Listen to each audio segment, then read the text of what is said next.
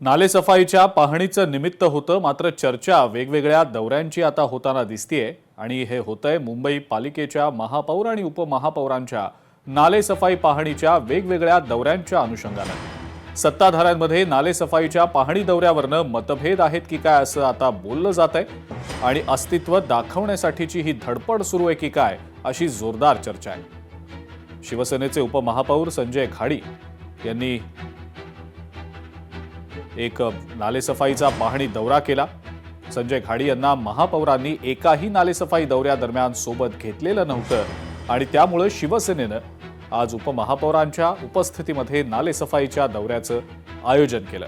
मात्र या नालेसफाईच्या वेगवेगळ्या दौऱ्यांमुळे कुठेतरी महापौर आणि उपमहापौर म्हणजे सत्ताधाऱ्यांमध्येच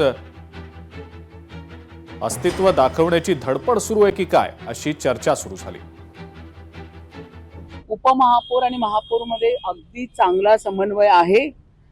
आम्हाला कुठल्याही परिस्थितीत 31 मे पर्यंत 80% नालेसफाई करायची आहे, म्हणून आम्ही सांगितलं मी इकडे जाते तुम्ही तिकडे जा।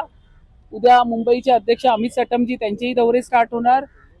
सभागृह नेत्यांना सांगितलं सगळेच जण कशाला एका ठिकाणी जाऊ दे, पसरू दे, चारही ठिकाणी लोक फिरू दे ना। आपल्याकडे आता दिवस किती राहिलेत नालेसफाई होण्यासाठी, मुंबईची तुंबई होऊ नये यासाठी आम्ही सगळे 4 कॉर्नर्स आम्ही जातोय। आता ह्याच्यामध्ये समन्वय आहे म्हणूनच तर आम्ही एकमेकांना सांगितले मी जर पूर्व उपनगर घेते तर तुम्ही पश्चिम घ्या। महापौरांची मर्जी आहे, मी त्यांना काही जबरदस्ती करू शकत नाही। त्यांनी त्यांचे स्वतंत्र नालेसफाईचे दौरे चालू केले।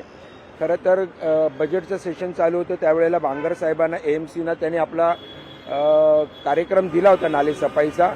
त्यांनी मला बोलवायला पाहिजे होतं, खरं म्हणजे विचारायला पाहिजे होतं उपमहापौर या नात्यानं की तुम्ही माझ्यासोबत जॉईंट होता का, पण त्यांनी नाही विचारलं।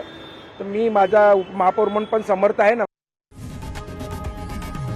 लोकशाही मराठी ऐका, पहा, जागरूक रहा।